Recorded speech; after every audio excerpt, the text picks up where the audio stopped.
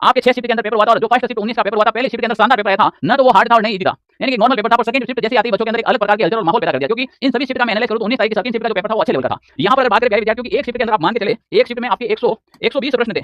थोड़ा लॉजिकली समझेंगे तभी समझ में आएगा आपको। 120 प्रश्न की संख्या की बात करूं मैं यहां पर। अब इस 120 की प्रश्नों की बात करें तो इसमें कोई भी अगर शिफ्ट की बात करें तो 90 प्रश्न तो आपके जीके, जीएस, जनरल साइंस और कंप्यूटर से रिलेटेड थे, पर 30 प्रश्न ऐसे थे जो केवल मैथमेटिक्स और इंग्लिश सब्जेक्ट के थे।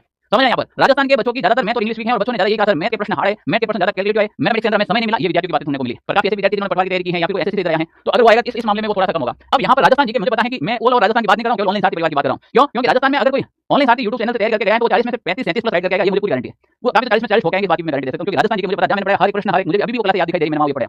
पर यहाँ पर जनरल साइंस के प्रश्न बाहर नहीं जा रहे, पर कुछ भी करे तो यहाँ पर अपन कितने करते हैं, क्योंकि करंट अफेयर्स में कुछ सवाल ऐसे देखने को मिले थे जो थोड़े से टफ लेवल के थे। तो यहाँ से 90 में से अगर कोई विद्यार्थी पर मान के चले लगभग 60 से 65 प्रश्न वो राइट करता है, क्योंकि यहाँ पर ये विद्यार्थी को ज्यादा वेटेज देता है। पर अगर यहाँ पर विद्यार्थी को राइट कर पाए, क्योंकि मैथ कैलकुलेटिव समय भी का अभाव था आपके पास, इंग्लिश के कुछ ऐसे प्रश्न थे जो ऐसे सीजे लेवल प्री टच करे थे, मैंने खुद ने देखा है पेपर, कुछ ऐसे प्रश्न थे जो देखते आंसर आ रहे थे। तो यहाँ पर 15 प्रश्न और यहाँ पर 60 माने, तो अगर अपन फर्स्ट शिफ्ट के अंदर बात करें तो प्यारे विद्यार्थी, अगर किसी विद्यार्थी के 75 से 80% बैठ रहे हैं तो वो एकदम बढ़िया और अच्छे लेवल में है, क्योंकि फर्स्ट शिफ्ट का पेपर भी इजी हुआ था।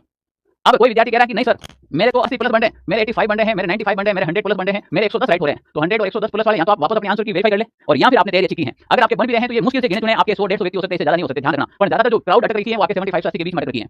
इसी प्रकार अगर मैं यहाँ पर बात करूँ सेकंड शिफ्ट की, तो सेकंड शिफ्ट का थोड़ा सा पेपर हार्ड था, जो 90 नंबर का हमने टारगेट दिया, 30 का टारगेट दिया, इसमें 90 में से विद्यार्थी 60 प्रश्न मैक्सिमम अटेंड कर पा रहा है, 60 प्रश्न यहाँ पर मैक्सिमम अटेंड कर पा रहा है। और यहाँ पर बात करें यहाँ पर 10 प्रश्न मैक्सिमम अटेंड कर पा रहे हैं, क्योंकि मैथ कैलकुलेटिव थी। कोई विद्यार्थी ने ज्यादा कर लिया है तो उसके लिए फायदेमंद है, पर ऑन एवरेज अगर मैं बात करूं तो यहाँ पर सेकंड शिफ्ट के अंदर 70 प्लस प्रश्नों का संग्रहण हो रहा है। अगर कोई विद्यार्थी 70-75 प्रश्न अगर यहाँ पर सेकंड शिफ्ट में करके आया एकदम कट कटा के राइट, तो आपका एक अच्छा स्कोर मैं मान रहा हूँ, ठीक है ना। 70-75 प्रश्न अगर आपने कट कटा के राइट किया है तो अच्छा स्कोर है आपका। यहाँ पर इस शिफ्ट के बाद ज्यादातर जो शिफ्ट है उसमें थोड़ा सा करंट अफेयर चला था, किसी में रहा था। तो यहाँ पर ऑन एवरेज जो अपन इन शिफ्टों की बात की जाए, जो आपके 20 की, जो यहाँ पर 20 और ये है आपके 21 के शिफ्ट की, 20 का जो फर्स्ट शिफ्ट का था वो काफी जो जीके 20 का थोड़ा सा हार्ड था, काफी कैलकुलेटिव था इस टाइप का, इसमें थोड़ा मैथमेटिक्स भी था। तो यहाँ पर भी अगर अपन ये माने तो अपन इस शिफ्ट के अंदर भी जिस विद्यार्थियों के 70 से 75 प्रश्न राइट हुए हैं, और इसमें भी अगर आप इसमें थोड़ा सा 75 से 80 मान के चलना, ये थोड़ा सा इसमें जीके थोड़ा सा ठीक था। तो अगर इसमें अगर आप 75 से 80, इसमें 70 से 75, यहाँ पर भी 70 से 75, यहाँ पर 75 से 80 अगर आप मान के चले, अगर आपने कट कटा के राइट कर लिए हैं तो आप एक स्टेप जोन में कट कटा के कैसे राइट करेंगे। कोई विद्यार्थी अगर मान लीजिए इस शिफ्ट के अंदर था, मान लीजिए थर्ड शिफ्ट के अंदर था, और थर्ड शिफ्ट में वो 90 सवाल अटेंड करके आया, 90 में से 10 गलत हो गए, पीछे 80 बचे। अभी तो 10 गलत हुए हैं यहाँ पर, 90 में से 10 गलत, उसकी माइनस मार्किंग होगी, वो कट कटा के 78, 77 या 75 तक आ जाएगा।